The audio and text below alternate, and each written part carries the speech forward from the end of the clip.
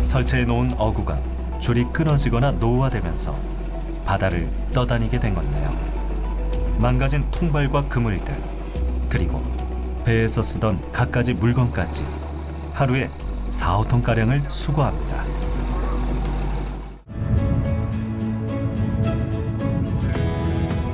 고요하다가도 갑자기 돌변하는 바다 날씨. 그래서 바다 사람들에게 날씨만큼 중요한 건 없죠.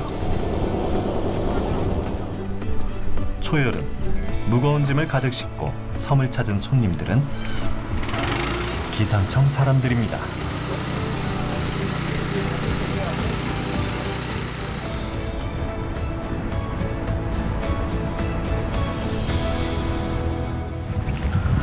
지금 온도가 높게 안 나올 거예요. 시설 점검을 위해 한 달에 한 번 이곳에 들르는데요. 무인기지로 운영되는 서해 종합 기상관측기지. 해가 있는 낮에는 태양광 발전 시설로 전기를 생산하고 배터리에 저장된 에너지가 소진되면 디젤 발전기가 돌아갑니다. 너무 좋아. 전국에 하나뿐인 무인 기상관측기지. 육지에서 멀리 떨어져 있는 이곳은 기상재해 예방의 최전선으로 지진과 황사 등 위험 기상 정보를 수집해 전송합니다. 자동 기상 관측 장비를 비롯해서 낙뢰, 지진, 그다음에 연직 바람 관측 장비 총 6종이 있고요.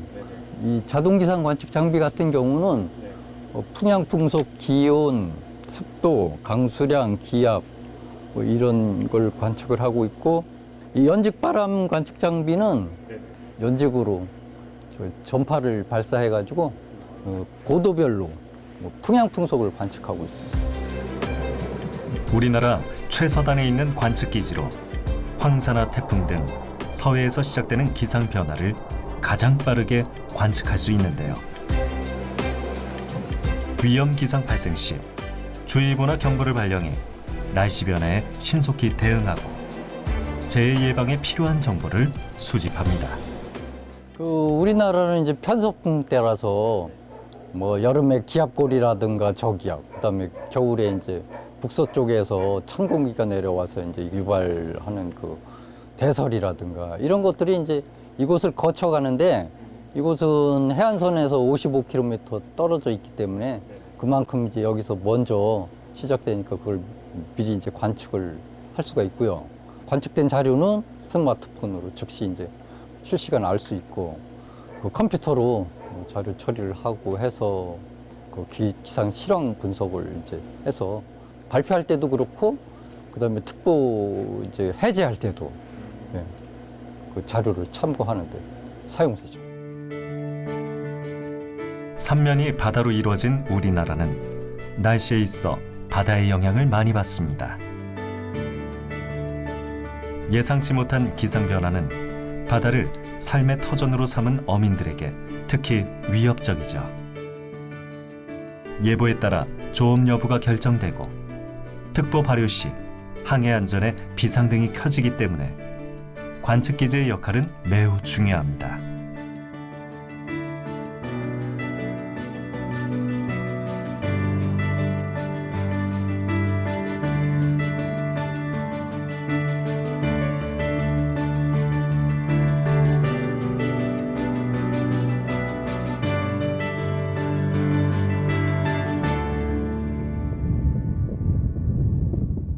경렬비열도 인근 해역에 나타난 선박.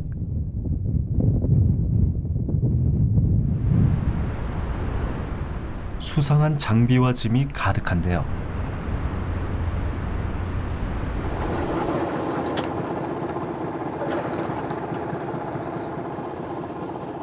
크레인이 건져 올린 건 해양 쓰레기.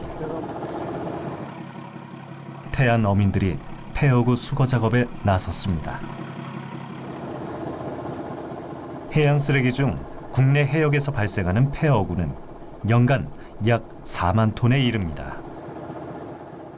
해양수산부라든지 이제 국립수산과학원에서 연구 결과에 따르면은 자망이나 통발 같은 이런 이제 시설에 있는 어구들이 태풍이라든지 혹은 다른 업종 간의 그런 영향으로 인해서 유실되거나 혹은 이게 줄이 끊어져서 떠다니게 됩니다. 이것들을 원래 같으면 물고기가 걸려서 그 국민이 소비하게 되는 형태가 이루어졌을 때 선순환이 되는 것인데 바닷속에 방치되게 되면은 그물에 물고기가 계속 죽습니다. 그럼 이제 그런 형태를 유령어업이라고 하게 되는데요. 이제 물고기가 걸렸으니까 또 그것을 잡아먹기 위해서 물고기가 또 옵니다. 그 사체가 썩고 있는 냄새를 맡고 또 들어가고 계속 덫에 빠져서 그 고갈을 시키는 그 수산자원을 고갈시키는 심각한 피해를 입히고 있습니다. 바닷속 폐어구에 뜻하지 않게 걸린 물고기가 희생되고 그 물고기가 또 다른 물고기를 불러 모으면서 생태계에 악영향을 미치는 것입니다. 바닷속에 침전된 폐어구를 건지기 위해 동원된 형망어선.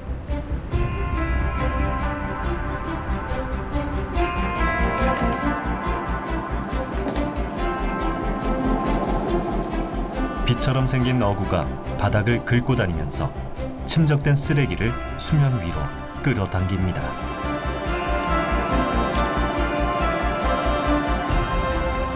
자망도 여러 종류인데 이게 따자망 그물이에요. 예, 고정자망. 네. 동그란 이거는 이 통발이에요, 통발. 네, 통발. 통발 이런 거는 자연 분실된 거예요. 예, 이게 뭐 몇백 년 가도 썩었어요. 이 통발 하나가 바다에서 썩어서 없어지려면 그물 말고 쇠만 녹아서, 근데 쇠도 못 녹게 만들어놔서 코팅을 해가지고 원 쇠만 있을 때 한 30년 걸린다는데 코팅해놔서 지금 100년도 더 갈 거예요.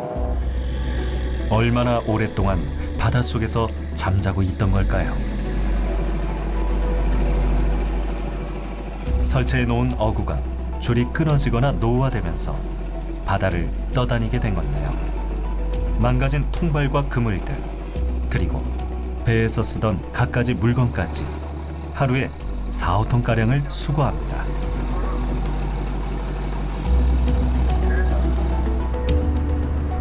근해어장은 연안에 비해 상대적으로 거리가 멀어 그동안 수거 활동을 제대로 펼치기가 어려웠습니다. 그래서인지 경렬비열도 해역에서도 최근 폐어구가 심심찮게 발견됩니다. 여기 서해안 중에서는 요 갱렬비열도나 옹도 요쪽이 황금어장이라고 봐야 돼요. 요 바다 쪽에도 그렇고. 이 첫째는 배어구를 걸어내면 자기네들이 어장하기가 좋고, 어장이 이 밑에 이 통볼이나 그물 덩어리가 있으면 자기 어장들 깔아놓으면 그거 걸려가지고 조류가 세니까 똘똘 뭉쳐버리고, 그 통발이나 그물이 깔고 한 그 자리에는 벌이 살아있지를 못해요. 다 죽어요. 그러면 이 먹이 사슬이 형성이 안 돼요.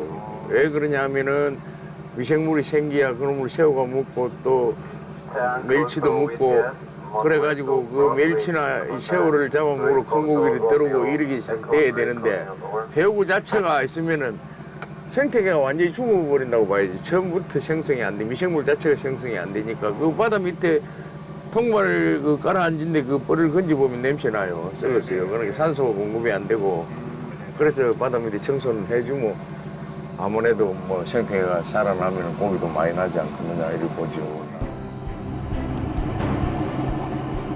어족 자원을 지키는 것은 곧 어민들의 생계와도 직결되는 일.